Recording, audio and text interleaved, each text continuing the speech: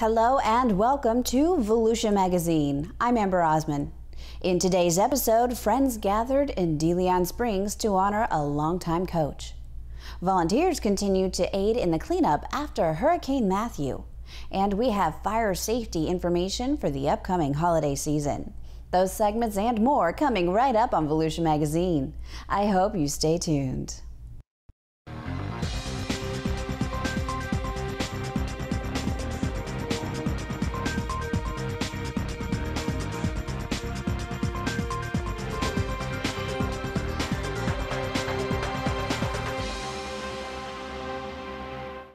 The kitchen is the heart of every home on Thanksgiving Day. While you're preparing a feast for your family and friends, keep fire safety in mind. Cooking fires are the leading cause of home fires in the United States, and Thanksgiving is the peak day for home cooking fires. These top 5 tips to prevent a cooking fire. Stand by your pan. If you're frying, grilling, or broiling food, stay in the kitchen. If you have to leave the kitchen, even for a few moments, turn off the stove or ask somebody to give you a hand. Watch what you wear. Don't wear loose-fitting clothing with long sleeves while you're cooking. Keep an eye on the kids. Establish a no-kids zone around the oven and turn pan handles toward the back of the stove to prevent accidental spills. Keep flammable items away from the stove. These include oven mitts, wooden utensils, food packaging, towels, and curtains. Heads up. If you're sleepy or if you've consumed alcohol, don't use the oven or the stovetop. It's also important to have a working fire extinguisher nearby, stored in plain sight or near an exit, not under the sink. Here are some tips if you should have a fire in the kitchen. If you have a small cooking fire, you may be able to contain it yourself. Never put water on a grease fire and don't fan the flames.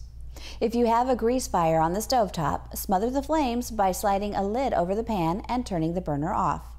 Leave the pan covered until it's completely cooled. For an oven fire, turn off the heat and keep the door closed. If you have any doubt about fighting a small fire, just get out. Close the door behind you to contain the fire, then call 911 from outside of your home. Turkey fires are another issue. They're popular in Florida, but they can be explosive and result in serious burns. Only use a turkey fryer outside and away from your home. Never use it in a garage or on a porch. Make sure you don't use too much oil and never leave the turkey fryer unattended. For more fire safety tips, you can visit volusia.org/fire-rescue. Nearly 100 friends, family, and former players turned out recently as Volusia County dedicated a ball field after the late, great Jesse Johnson Sr. The Little League field at Chuck Lennon Park in DeLeon Springs was a fitting memorial for the popular coach who dedicated a good part of his life to supporting youth sports. He loved the game of baseball. I mean, he taught it to everyone, as I said, but just the fact of his influence on us with understanding people, you know, and being able to get along with all people. It was really important to us, and as you saw today, there was quite a few kids, or I say kids, quite a few adults of all ages and races here today who he had a huge influence on to make us better understand our community and understand each other. It was more of a joyful family reunion than a dedication ceremony, as former players recalled the man who brought them together. And I just owe him so much for what he did for the community here in DeLeon Springs, because I really enjoyed working with him, coaching the team, playing on the team, etc. And those were good days. Known as Uncle Bo and CAG, Mr. Johnson came from Georgia in 1939 and worked nearly 50 years in the fern industry. But his calling was baseball, coaching, umpiring, managing, getting kids to their games, and inspiring players to carry on youth sports as he had. Uncle Bo had hopes for his young players, both as athletes and as citizens. He kept them engaged in sports from the days of Little League and Babe Ruth through the American Legion and a semi-pro club in DeLeon Springs. An African American, he brought together integrated teams at a time when that was rare. His players, who included Chipper Jones, had different gifts. They all grew up influenced by a skilled baseball coach and a good man. It was a day that I feel was long overdue. I thank God that I was here to witness this. only thing I wish that he could have been here to witness this also. And it's an honor and a pleasure because all the things that were said about him, there wasn't anything made up. He was that and even more. He was an awesome man, even great a father. And I say to you, it's just so wonderful for the memories. We may be naming the park after Mr. Jesse Fred Johnson Sr., but he will live forever within me. And so that is just so important, that you maintain the memories.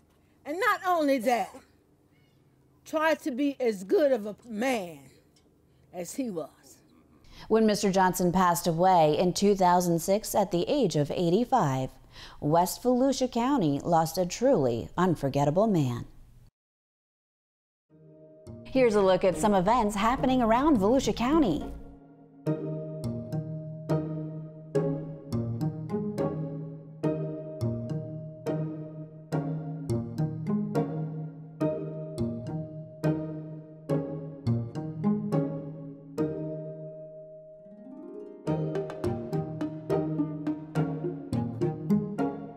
For more events and county news, visit volusia.org.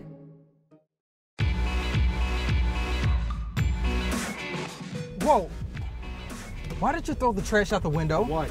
Don't you know how long it takes litter to decompose? A cigarette butt takes 1 to 5 years. A plastic bag, 10 to 20 years. A glass bottle, 1,000,000 years. You know, you're right. We should start caring more about the environment. Let's stop litter now. Keep Volusia County beautiful. Put litter in its place. Drive it home. More than a month after Hurricane Matthew, volunteers continue to help residents around the county recover from the storm. More than 2,000 volunteers have come from around the county and across the nation to assist residents with putting tarps on their homes, removing debris, and cutting dangerous limbs from trees weakened by the high winds of the hurricane. The volunteer efforts are being coordinated through the Volusia County organizations Active in Disaster, also known as COAD. This local organization is comprised of civic groups, businesses, faith-based associations, individuals, and government agencies that address unmet needs prior to, during, and following a disaster. We have a lot of volunteers that have come out to help throughout the recovery of Hurricane Matthew, but we still have a lot of need within the community. Our neighborhoods, the debris is getting picked up slowly and surely, but that need is still out there for a lot of people as we go into this, and volunteers are definitely still being tapped. They're out there working, but we need a lot more. In addition to helping residents, AmeriCorps members who came to the area to help with the recovery helped tarp the roof of the Allen Chapel AME Church in New Smyrna Beach, which was damaged by the storm. The church also had damage to its steeple, which was torn from its steel hooks and bent more than 90 degrees. This past week, the steeple was repaired and reattached to the roof of the church after local donations were raised and the local contractor helped the church with the work, all in preparation of the church celebrating its 126-year anniversary this weekend. The contractor who helped the church in New Smyrna Beach is also planning to help the New Bethel AME Church in Ormond Beach, which also had its steeple torn down by Hurricane Matthew. County emergency officials advise they are still seeking community volunteers to help residents recover from Hurricane Matthew. To find out how to volunteer in your local community or to help those affected by Hurricane Matthew, please call 211 or 386-253-0564. For the 6th year in a row, locals and visitors to Volusia County are invited to celebrate the holiday season at Light Up Volusia. Make plans to take the family to this year's festive holiday event, which is Saturday, November 26th at the Ocean Center in Daytona Beach. The fun starts at 5 p.m. with plenty of entertainment, including performances by local musical groups, children's activities, a community showcase with local businesses and agencies, and a gingerbread competition. And you know, the night wouldn't be complete without Mr. and Mrs. Claus. At 7:15 p.m., there also will be the ceremonial lighting of the 50-foot holiday tree. We've got great holiday entertainment, products by a lot of area businesses, holiday refreshments, and the arrival of Mr. and Mrs. Claus. Everything is complimentary and it's open to the public, so please join us from 5 to 9. I think you'll really enjoy it, and it kicks off our holiday season for our area. According to Daniels, entertainment at Light Up Volusia includes the Bow Sisters, Crescendo Amelia, stilt walkers, magicians, face painters, and more. Light Up Volusia is a free community event from 5 p.m. to 9 p.m. Saturday, November 26th. For more information, you can call 386-254-4524, or you can visit oceancenter.com/lightupvolusia.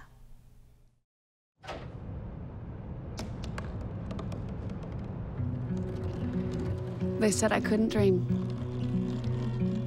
Called me a piece of trash and swore that's all I'd ever be.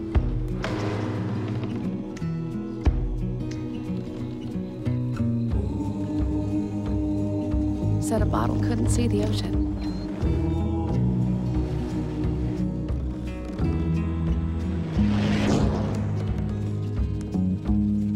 Give up. Go back to the dumpster.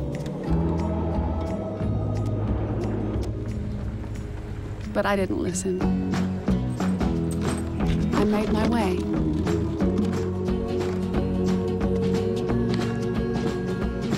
And now, I am what I've always wanted to be.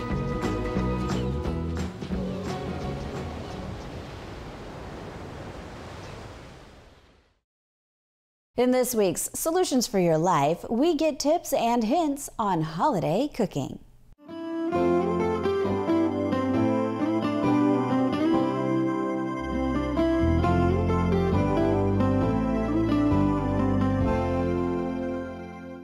Hi, I'm Lisa Hamilton, University of Florida IFAS Extension Agent in Volusia County. The holidays are approaching, and as we plan to gather with family and friends, it's a very good time to review food safety guidelines. So I've invited some of my extension family to help show you how to have a safer, healthier holiday season. So Sarah, can you tell us about some of the guidelines for preparing food safely during the holidays? A popular way to serve food at gatherings is buffet style, where food sits out on a table and people graze. There are some important food safety guidelines to follow that can prevent foodborne illness. Keep hands, dishes, utensils, and counters clean. When using cutting boards, be mindful to separate your raw meats from your fruits and vegetables. Wash hands consistently while preparing, serving, and cleaning up. Remember the 2-hour rule. Food should be kept at room temperature for 2 hours. When keeping foods hot at 140 degrees, by placing foods in slow cookers and warming trays. Keep cold foods cold at 40 degrees or less by placing dishes in a bowl of ice or using small serving platters and replacing often. Refrigerate food within 2 hours. Eat leftovers within 3 to 4 days. Sarah, thanks for those great tips. Now, Laura Cash and I are going to show you 2 different ways to safely prepare a turkey. In my family, we prepare our turkey with the stuffing inside. The USDA and the University of Florida state, for optimum safety, turkeys should be prepared unstuffed. And this is because most of us prepare frozen birds that are not cured or smoked and can contain bacteria that can make people sick. So in order to safely prepare your turkey, first you have to thaw it safely. The USDA and University of Florida recommend that frozen turkeys be thawed in the refrigerator. That can take up to 4 to 5 days, and so you want to plan ahead. The recommendations do not include leaving a turkey or any poultry out on the counter to thaw, as bacteria can grow in those conditions. If you need to thaw a turkey quicker, the recommendation is to immerse it in water and change that water every 30 minutes until it is thawed.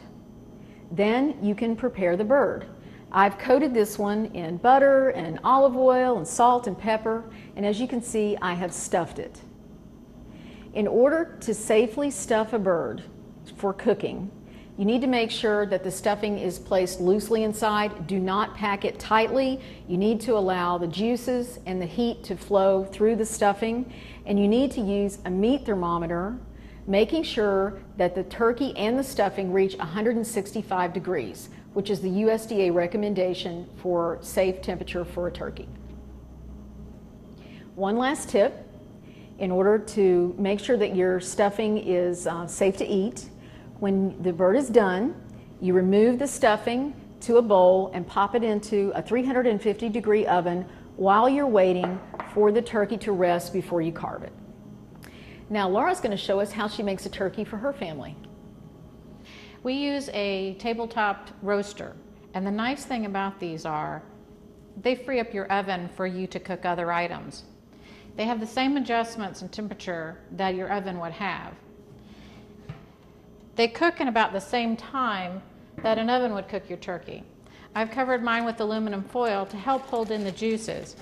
The other nice thing about the tabletop roaster is that it holds in the juices and basically steams your turkey, so they're always very juicy. We prepare our dressing on the side, not inside the bird. Volusia County UF-IFAS Extension family wishes your family a healthy and happy holiday season. Okay, everybody, let's eat. With Solutions for Your Life, I'm Lisa Hamilton. Time now to head into the studio to join the Director of Community Information, Joanne Magley, and her guest, Sarah Gertis, President and CEO of the Council on Aging here in Volusia County. Thanks, Amber. Well, Volusia County's population is getting more mature. In our county, with a population of nearly 600,000, more than 96,000 people are over the age of 65, according to recent census data. So joining us today to talk about the many services available for senior citizens is Sarah Gertis, President and CEO with the Council on Aging. Hi, Sarah. Hi, Joanna. Thanks for having me. Thanks for being here, and I'm glad we were able to color coordinate today. And listen, our stylist didn't even compare notes. This was just, I know. You look great. Thank you, and you look stunning. Well, thank you. Thank you. So anyway, tell us a little bit about the Council on Aging. How long have you been serving Volusia County? Council on Aging will celebrate its 50th birthday anniversary of service to Volusia County next year. So 50 years, formed in 1967. So wow. A very long time, a rich history of service for sure. So with 50 years coming up, I imagine that you probably have some sort of celebration that you're planning? We do. It's going to be quite the year, and one of the things we're most excited about it is we worked with documentary filmmaker Eric Breitenbach with Daytona State College, and obviously your show airs on the public television station at Daytona State College, right. And they will premiere a documentary film on Council on Aging. Eric is amazing. I've known him for 22 years through the film community, and he did a brilliant 3-segment documentary featuring 3 elements of the services that we provide. Then we went to their studios and filmed panel discussions in between each segment. So that's been put into a 1-hour special. So that will air towards the end of this year as sort of a soft kickoff of the 50th. But hopefully there'll be a lot of media, a lot of really good push out into the community to tell the COA story. Okay, so let's get into the services that you provide at the Council on Aging. I'm going to start with the one everybody pretty much knows about, and that's Meals on Wheels. And it's a good thing, bad thing. It is obviously one of the most important services we provide, but people tend to think it is the only service we provide. But let's talk about that for a minute. We have probably 400 volunteers doing our 90 Meals on Wheels routes. We prepare food in 9 different locations throughout the county, and we probably push out close to 500 Meals on Wheels a day. Wow. In addition, we have congregate dining sites, and those would be for people who qualify for subsidized meals, but they're still able to either take the Votran bus or to drive themselves. And in that case, we call it neighborhood dining sites, and that's so they can socialize and get together and get out of the house. So with another 300 people. So roughly feeding about 800 people Monday through Friday. And as I understand it, you could probably feed more people through Meals on Wheels, but there is a need for more volunteers in that area.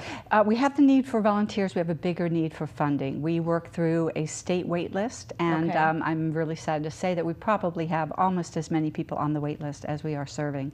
So it's a huge and growing problem. Meals on Wheels, again, being a core of what we do, but we also think in terms of anything that a frail and elderly senior would need in order to stay safely in their home. So, for example, let's say we need to come in and put in grip rails to let you get in and out of your shower, we would do that. Okay. If you, again, these are very impoverished is probably the overstatement, but these are highly financially needy people to qualify for their services. But we'll send in an in-home aide to help bathe, to help groom, to help toilet, to do in-home meal preparation. If someone's mobile, we'll take them grocery shopping and help prep their foods, light housekeeping, anything to help that senior stay safely in their own home. So some of the services you provide are grant funded, Yes. and some are private pay services. Can you explain which is what?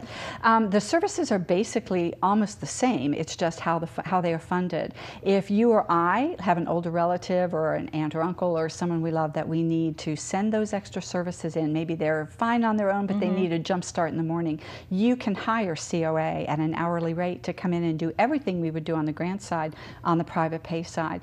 Our goal is to grow that business and then use those funds to pull people off that waiting list, so we're not having to always wait for more government funding. And so you mentioned that funding is an issue, and you rely on donations. We do. And you have fundraisers throughout the year, and you recently held your Dancing Through the Decades at the Ocean Center. So tell us a little bit about that event. Dancing Through the Decades was a wonderful event that we had tremendous sponsors for, and they really, really stepped up, as did a lot of the dance clubs in town. So it was a sold-out event. About 480 people had to put in a second dance floor at Ocean Center. Oh my. Yeah, crazy fun. Everyone just had a wonderful time. In previous years, we'd called it a senior prom, and we found that that was too limiting, and that by calling it Dancing Through the Decades, everybody dressed either in disco or poodle skirts or just had a wonderful time. Even though COA obviously are known for our grant services, we really are here to help seniors overall have a better life. So that is why we run senior centers throughout the county, and there you'll do everything from yoga exercises to chair stretching to bingo to all kinds of fun activities for seniors. Now, are the senior centers the same places where the meal sites are? In many cases they are. We have 3 senior centers that are full-blown senior centers. We have a couple locations that are just dining sites, so it's a combination. People really can check it out at our website, coavolusia.org. But on the grant side, again, the amazing array of services, having only been there just under 2 years myself, it's been quite the eye-opener. A great example, let's say someone is really no longer able to do their own financials. They're really not competent to pay bills and handle all of those things. We are the court-appointed guardian for the 7th Judicial Circuit, so we step in and literally become that person's family, taking care of every detail of their life, and when it comes time for them to go into assisted living, we pick that facility, we physically move them and settle them in. Tremendous hands-on support for our seniors. It's quite a daunting task. So have you seen trends in Volusia County where the number of seniors who are living by themselves is growing? I think what we're seeing in Volusia County, and I pull a lot of information from One Voice for Volusia, the senior population in Volusia is the only population segment that's having significant growth. And it's not impoverished people. It's literally people who have had their final snowstorm in Chicago or Boston and are realizing they can come down here and buy a wonderful home 2 blocks from the Atlantic Ocean. So we have a tremendous insurgency of people who will now age in place. So they will need the services we provide. So the services we're stretched now to meet existing need, and we're going to be stretched further, which comes back to why the fundraisers are so important. I think people forget that Council on Aging is a nonprofit, so in addition to stroking a check to your church and all the other wonderful things people support, we hope that they put us on that list to consider for philanthropy. So in addition to the Meals on Wheels, What other ways can people volunteer with the Council on Aging? We have lots of things for people to do. First of all, the Meals on Wheels being the most critical, also helping at the congregate dining sites, the neighborhood dining sites I was talking about. We always need event volunteers. We do a huge event. Our biggest fundraiser of the year is always in May.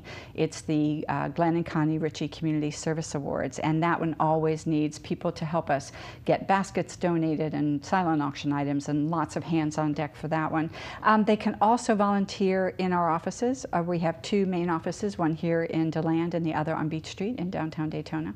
So if somebody's interested in volunteering, we will match their talents. We also have our Santa for Seniors program that we do in cooperation with Walgreens, and that's coming up in December. So again, it becomes even things like sorting toothpaste. And so whatever, if somebody even just has time, that's great. If they've got a skill set, we'll find a match for it. So tell us a little more about Santa for Seniors. Okay, we do it every year, and it's a way to collect some staple supplies to send out to our grant clients. So, and it is basics, and I'll just be honest with you, it shouldn't come as a surprise to anybody. One of the greatest needs that a homebound senior has is for Depends.